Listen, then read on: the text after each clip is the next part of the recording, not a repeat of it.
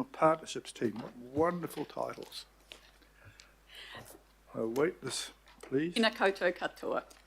This report presents the draft Statement of Expectations for Water Care for approval. This is a new requirement under water reform legislation for shareholders of water organisations to prepare a statement of expectations on their general expectations and to guide the preparation of the new water services strategies.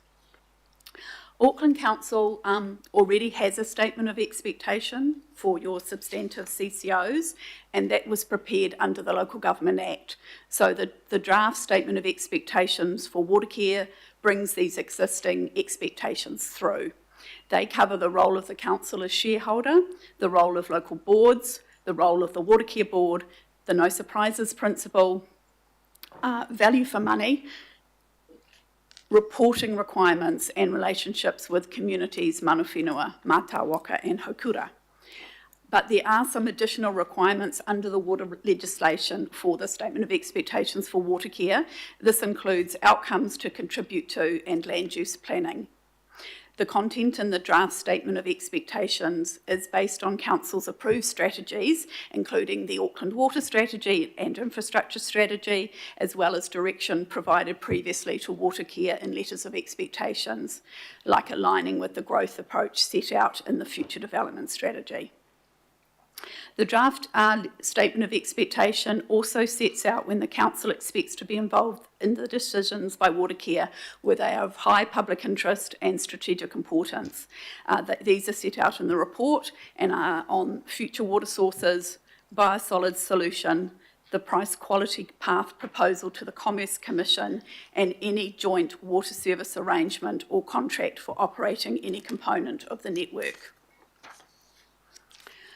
The legislation sets out the process to follow. So the draft Statement of Expectations is to be provided to water care for their feedback, and we're proposing that they're given to the end of August to do this, and then the Statement of Expectations would be finalised by the Council in September. Thank you. Happy to answer any questions.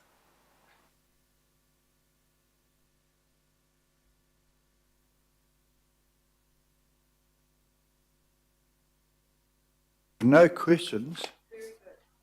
Is there a mover and a seconder? Moved by the Deputy Mayor and seconded by Councillor Henderson.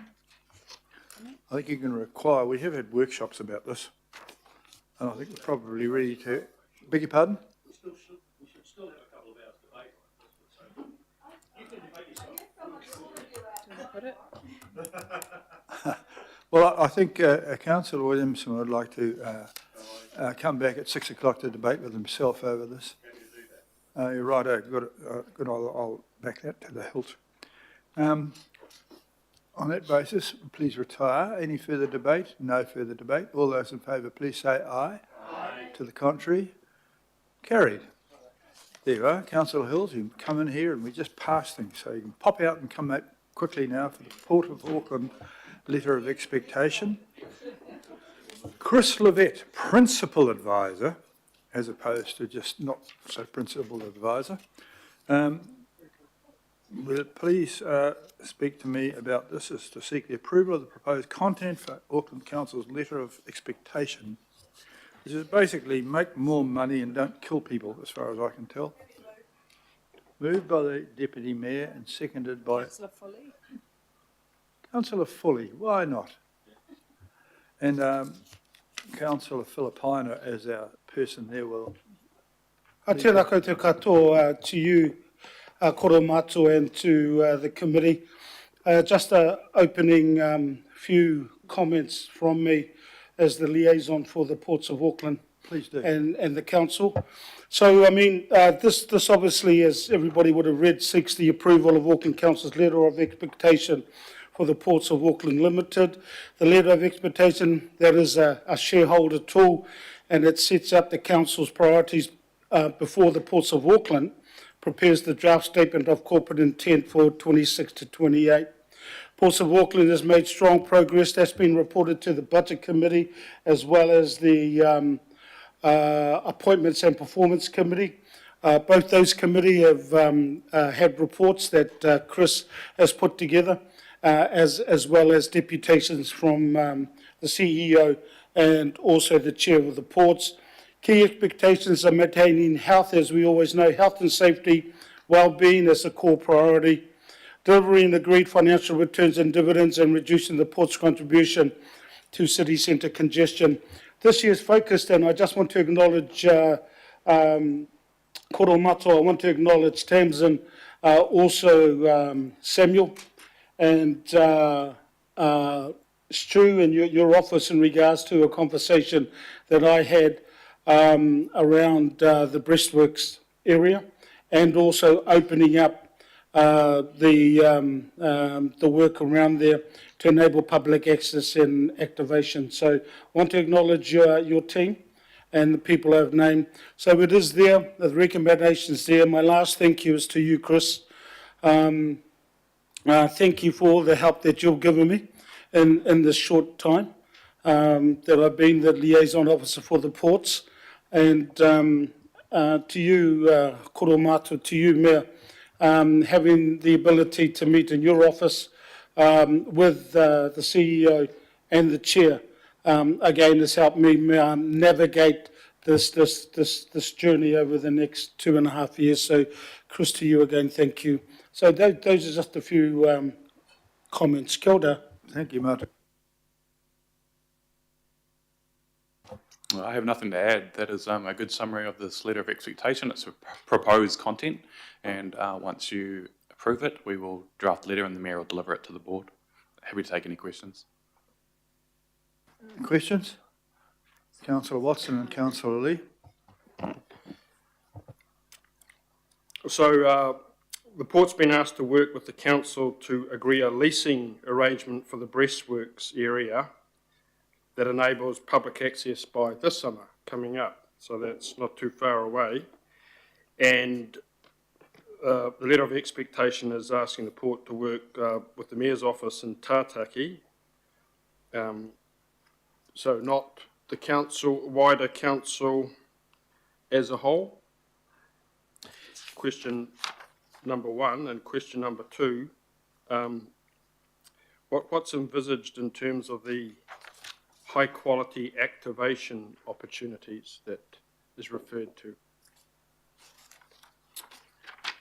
Yeah, so it's a good point. The letter of expectation content does, it was a late change, it does say something along the lines of all relevant parties as well, which is supposed to be a catch-all for the council. So it's not just limited to those people who are named.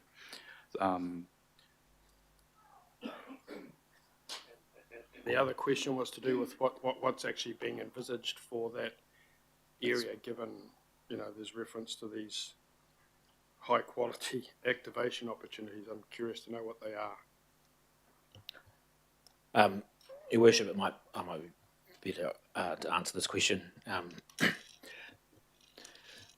So, as the council will know, this goes back to decisions that were made as part of the last long-term plan, or the current long-term plan, in which we provided for the central wharves, being Marsden, Captain Cook, and the breastworks, the area sort of land side of those two wharves, to be provided to the council to be activated as public space. That was subject to the port receiving its resource consent to extend Bledisloe Wharf, or the so-called Bledisloe North project, which of course has happened, and that work is underway and expected to be completed early next year. And that's the so that was the precondition for that happening. So once that had been met, the Mayor's office, I understand, reached out to the port, and we did too, to progress the next phase of the discussion. Where that's landed is that we think that the best thing to do is to progress the sort of broader decision making around the whole area as part of the long-term plan. So the governing body can make decisions through the long-term plan process. But there is an early opportunity, which is the breastworks. The port has indicated that they are able to vacate that area, which is it's the area between Queen's Wharf and Captain Cook Wharf. So it's a section of the breastworks that's close to Queen's Wharf. They're able to vacate that site by this Christmas, and that they would, pending any sort of final transfer of the site, that they propose that be dealt with by way of a licence or lease of the area by the council, which is consistent with the decisions that the governing body made. Now, the next step was then to say, well, if that is transferred, who is responsible for, within the council group, for activating that site so that it can be good quality public space, and the part of the council group that's responsible for activating the city centre spaces is Tātaki Auckland Unlimited. And so we have reached out to them. They are engaged in figuring out what the best use of that site is for public access. Now that's, we're an early part of the process in terms of deciding that, so I can't give you the detail of what it is, but the general gist is this is a temporary short-term activation to provide, to create public space there, and Tātaki will be working through the options, and we'll be bringing them to the governing body before anything is There's finalised. no expectation that any councillor wishes to offer good things is entirely welcome to come forward with them. I've had an open invitation for good ideas from AU, DO, Iki, Panuku, Taukami, some as big as your head, and there have been very few worthwhile ones coming forward, although the public clearly want to have more use of that area and better access to it. So should you have some good ideas, Councillor Watson, please, we'd love to hear from them. Yes, I do have some ideas, Mr Mayor. I'll be happy to contribute. But as far as the high quality activation activities that's referenced, we're in a position where we're waiting to see what they're going to be then from Tātaki. And in the interim, what you're saying, Mr Mayor, is that if there's anyone who's got ideas that are in keeping with, I guess, the temporary use of this space, that I'm assuming that's what these activities are, then they will be examined by any number of Please people bring them involved forward. in this. I've been underwhelmed by the offer that we've had from, it was about 4 years ago I first said we wanted to have make better use of some of those things, and we really have had nothing of huge value, so we are contemplating getting some external advice from some places that have done it properly, and but it has been underwhelming. People want to use it, but we've still got, I've yet to hear of a particularly good use for the cloud, which was there temporarily for 2 years, only 15 years ago. And so we're not good at this. So by all means, I'm not closing my mind to any good ideas at all. I just haven't been arriving. So thank you very much for your offer. Councillor Lee. Yeah, thank you. Thank you, Mr Mayor. Okay, this is a report about the letter of expectation rather than the letter itself. My feeling is it's a bit negative. Do you think it could be worded somewhat more collegially and positive? I note that last year the net profit after tax of the port was 85.4 million. That's brilliant compared to what's happened in the past. The year before, that was 55% up from 55.2 million, which is still pretty good the year before that. It paid a $52 million dividend and a $45 million special dividend and paid down $45 million in debt. I think it could be a lot more friendlier. It doesn't seem particularly friendly. It's what we've got here is expectations to pursue improved financial performance. Well, we're probably not the best body to give that sort of advice. But anyway, they are performing outstandingly well, and I think it wouldn't hurt in terms of relationship building to think of this through a more positive, or construct this through a more positive, encouraging, collegial lens. There's a reference here that the council remains an engaged and informed shareholder. And when we're dealing with the port business, it's important that we appear to be informed. Owning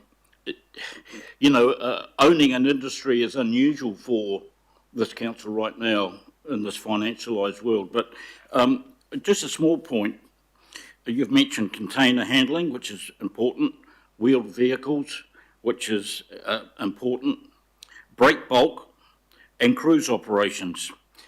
But break bulk is different from bulk. Break bulk is wheeled vehicles. Bulk is things like fertiliser, gypsum, cement, even steel, and break bulk is cars, tractors, earth-moving machines, could be trains.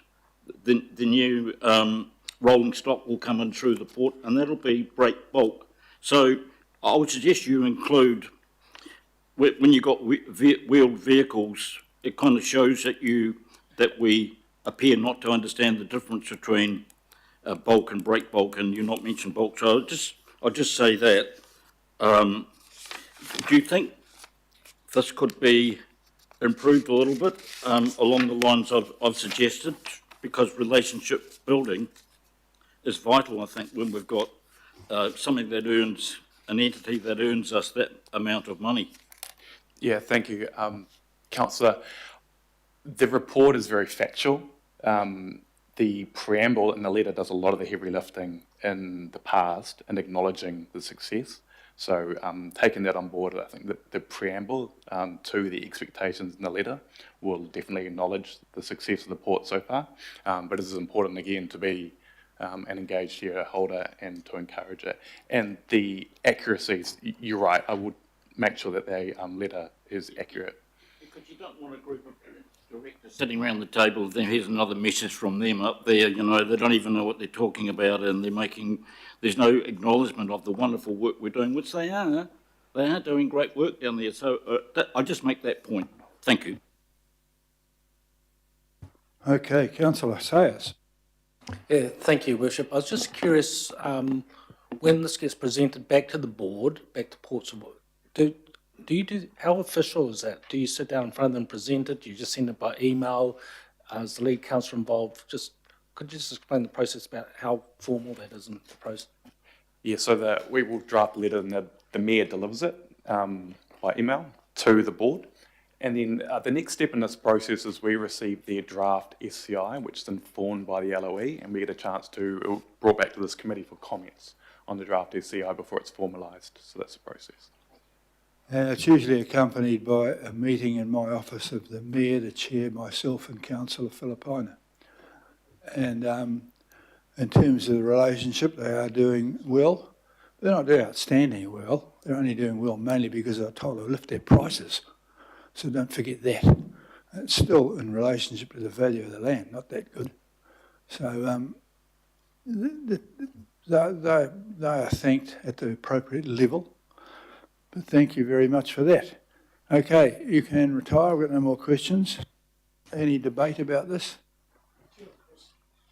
Okay, I'll move in a second for this. Yep. Okay, all those in favour of receiving this, please say aye. To the contrary, carried, unanimous. We are now moving to